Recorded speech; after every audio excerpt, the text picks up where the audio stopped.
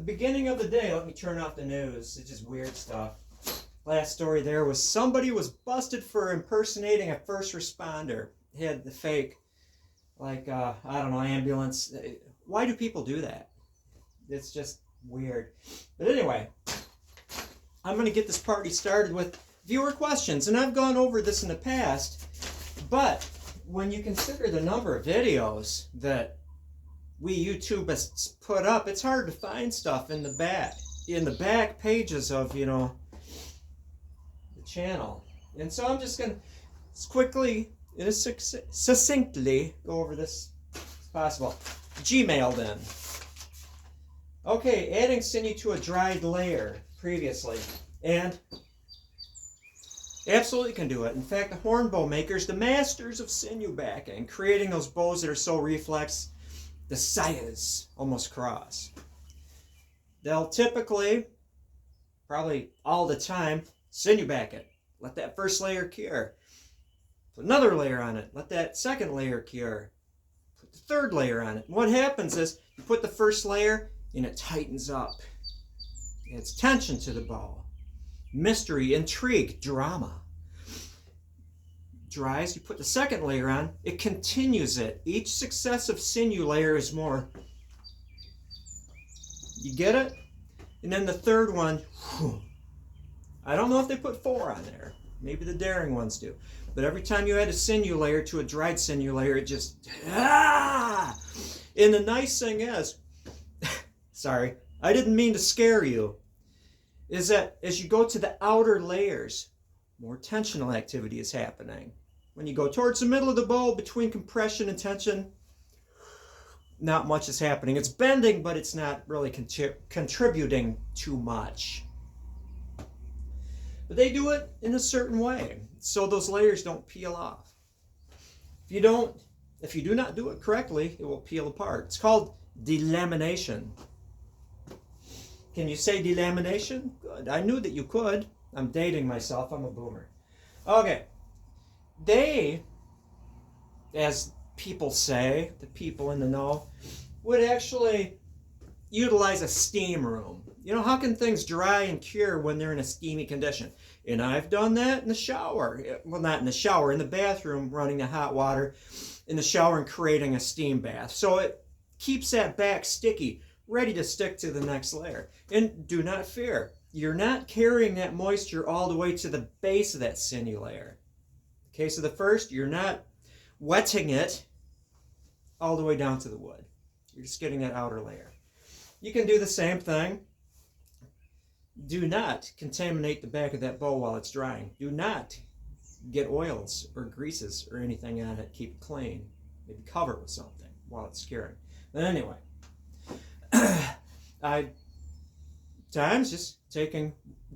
I'm putting water on the back, warm water, over the sinew. Letting it sit a bit, putting more on. It's going to be drying, you know, so it might be kind of self-defeating if you put water on the back to get it sticky again, and then you let it dry, and then it's not sticky, you know, and you keep doing it over and over again, and like a cycle of failure. It doesn't happen if you do it in a steamy room like your bathroom. And then maybe size it again, then lay a second layer. And then you can go to third step, which I don't know, maybe the hornbow makers did this in some fashion. They didn't have Save-A-Lot shopping bags, you know, or plastic garbage bags, but I cut strips and then wrap it, slowing the drying of that new layer and letting it kind of weld to the previous layer. Okay, enough of that. Next one. See how organized I am? A crowned versus rectangular cross-section. Let me get the bow. Where's a bow? There's a little bow. Does it really make a difference? Maybe not. I feel good about it though. I'm looking at it is crowning the back of this little gull wing. I'm maximizing things. I'm reducing the mass of the bow. Light bows can be faster than heavy ponderous bows. I'm reducing the mass where it doesn't need to be needed. Where it isn't required. Where it isn't required to be required. I've got is a wide, let's say a wide layer of wood that can handle compression. They say that, you know, bows take set in compression and they crumble and wilt in tension. And it's going to be sinew backed. So I don't need a lot of wood up here to handle that tension because sinew. And so I've got as much possible wood handling the compression to fight string follow. You know, I can be a little relaxed with the tension because the sinew is going to take it. So I'm going to remove wood, kind of trapping it or rounding it, trapezoidaling it or rounding it, getting rid of that extra weight. It's not necessary. And maintaining the same weight over rectangle, I can maybe make it higher, which will, taller, thicker, which will even add to the stresses taking place, compression and tension. So I'm just reducing wood. I'm making it look nice. And, you know, this side stuff I carved off is unnecessary because this point can handle compression. Now let's look at a consistent area. I've got a rectangular cross section. I've got a crowned bow cross section, right? The same area of wood in here, the same mass of wood in that limb. I'm overthinking this. I'm overthinking this at a point where it doesn't matter. This is just something to ponder. If it's the same area, the rounded back, it's going to be taller, which means I'm going to stress it more in tension. Compression, same deal. But again, I'm stressing it more, the sinew will take it up. So maybe the stressed bow will be more limber. It'll be more on its game. Maybe. Some things to think about. I'm not going to... Who beats dead horses? I mean, it's every man's dream to, one, ride a unicycle, and the second one is to punch a horse in the head. But who would beat a dead horse? Okay, refrigerator shelf life of stuff. Hide glue. That's already been turned into like that gelatin stuff that you're going to dip your stuff in. Hide glue. Sinew that's been prepared. And hide glue sinew mixture, right? My baggie of hide glue that I have the prepared strands in that I don't need to have over a double boiler because this hide glue mixture is weaker and I just pull them out. The shelf life of stuff. If you put your hide glue pot in the freezer, I just, like a Jello mold, you just get the outside kind of warm, it loosens up, you can just plop it into a Ziploc bag, squish as much air out as possible, stick it in the freezer, it'll be good. I don't know. What is the ultimate shelf life? What is the ultimate lifespan of a turtle? Nobody knows. A long time is the answer. The shelf life of prepared sinew strands. As long as you're not in a humid environment or an environment where it will mold or get damp and get hard, those little things. See shelf life number 1 in the age of a turtle. I've got prepared sinew and partially prepared sinew in boxes, and it'll be good until I want to use it again. What about the shelf life of combining a liquid with prepared sinew? What happens to sinew if it's mixed in a liquidy matrix and just left there? It'll dissolve. It'll get weak. So if I'm going to take my baggie and put sinew strands in there and I'm going to use it, that is for a particular bow. The shelf life, I will say, because I don't want to put it in the refrigerator or in the freezer and just let it sit there and dissolve. Action might still happen, dissolving it and breaking it down in the freezer, so I don't risk it. Who wants to put weak fibers on the back of a bow intentionally? My shelf life, I will guess as best as possible how much sinew I want to put in that. And I can always keep adding it, right? It's like you can always remove wood from a board, but you can't put it back on. Kind of the same thing, a little opposite, but the same thing. So that sinew that's still in that baggie will go for tip wraps. And I'm not going to leave it on there. I'll find something else to use for it. I'll fletch an arrow or 2 or 3. But don't think about keeping that sinew in a liquidy bag for a long time because it'll keep breaking down over time. Knox versus flaked. It sounds like a Dr. Swiss story. I actually knew somebody named Seuss. I'm not going to get into a story. Anyway, the more you refine stuff, the weaker it'll get. Will it get weak to the point of not working? No. A lot of bows have been bagged with Knox gelatin. If you don't have access or you don't want to wait to mail order the brown stuff that's used for violin repair, which that stuff will last hundreds of years. Old 18th century violins, I was going to say 17th century, but that's the 1600s, and violins, I don't believe were in their present form in the 1600s, 1700s. The heyday of Stradivari and Guarneri and all the rest of those fellers. But there was a thing in the traditional Bowyer's Bibles, Tim Bucker, I believe it was, who actually looked at one of my bows I sold to a guy. They were in a shooting group in California. He said, nice bow, but overpriced.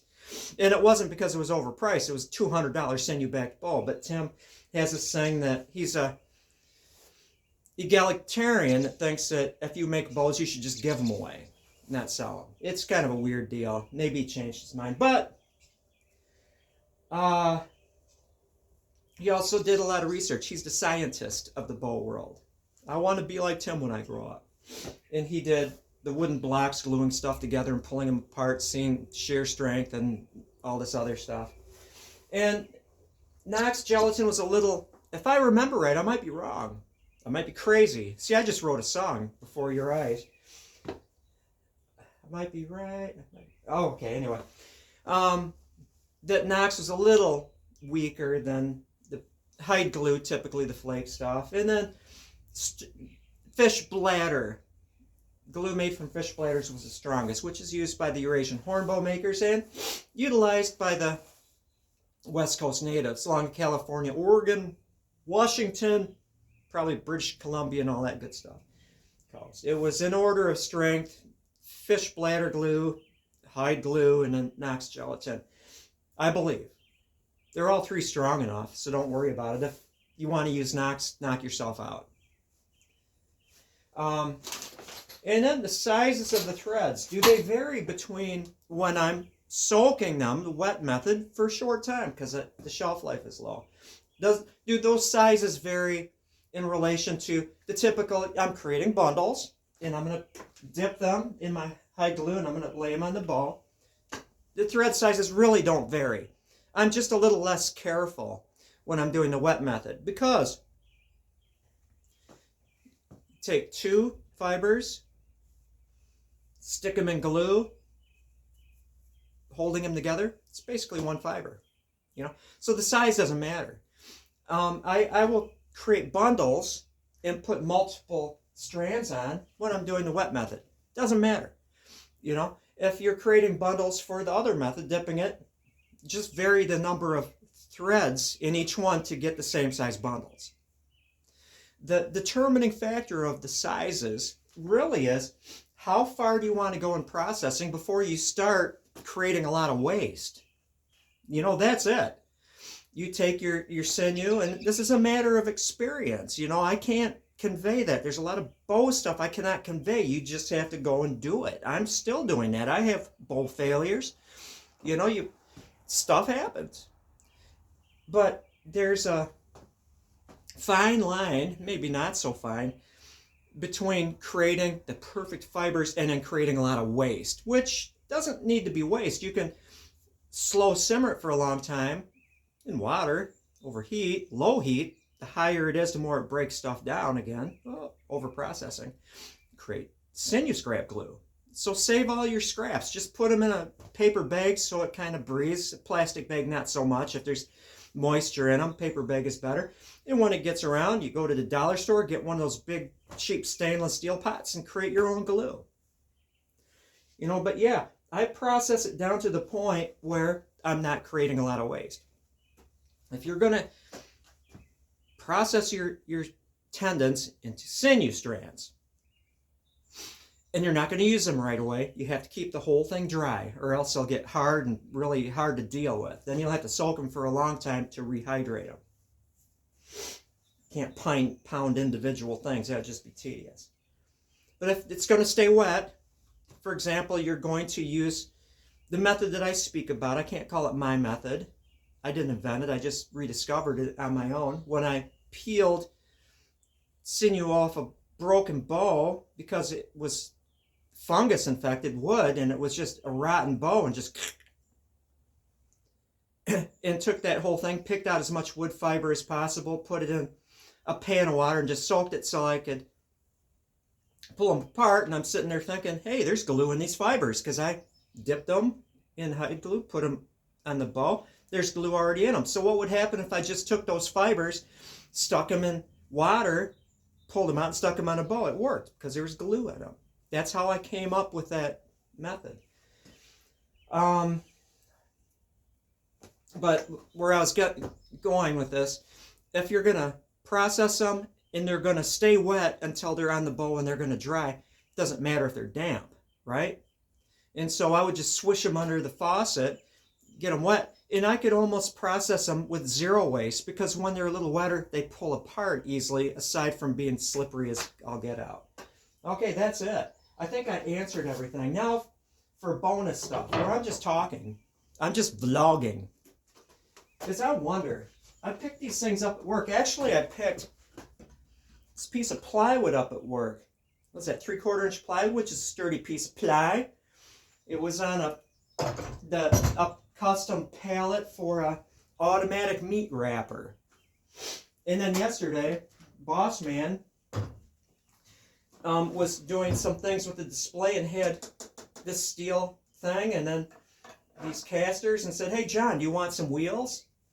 And I'm like, yeah, sure. So I figured I would mate these metal assemblies and these casters to this plywood I picked up and create a dolly. I already have a dolly. It's an old creeper and it's less squeaky and loud for my Generac 5,000 watt generator, right?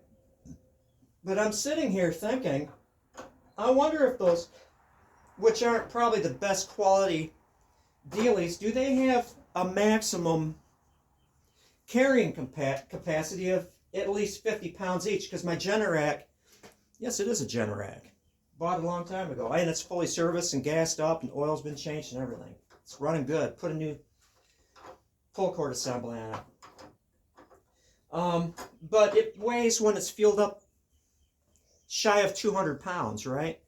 And so I wonder if these things can stand 50 pounds. I mean, it's no big deal. If they collapse, it falls like 4 inches, so whatever. But we'll see. I'm going to get some nuts and bolts, carriage bolts, and nuts and washers, and I'm going to drill through that on my own, like a big boy, put it together, stick the Generac on there, and see if it can be pushed around without destroying itself. Next up, stump grinders. Okay, talk about an evolution happening quickly. So, the tree service in which I worked for, the master arborist, he knew what he was doing. I was his climber, right? And we started out basically at the beginning of his business, before he has now $1 million worth of equipment, at least. You know, so this is a real person I'm talking about, Ben. Good guy. He had Old Red, which was his work truck, right? And he built this janky plywood box on it. That's it, for whatever, throwing stuff in. In a trailer, he didn't even have a wood chipper. I would climb. He taught me how to climb.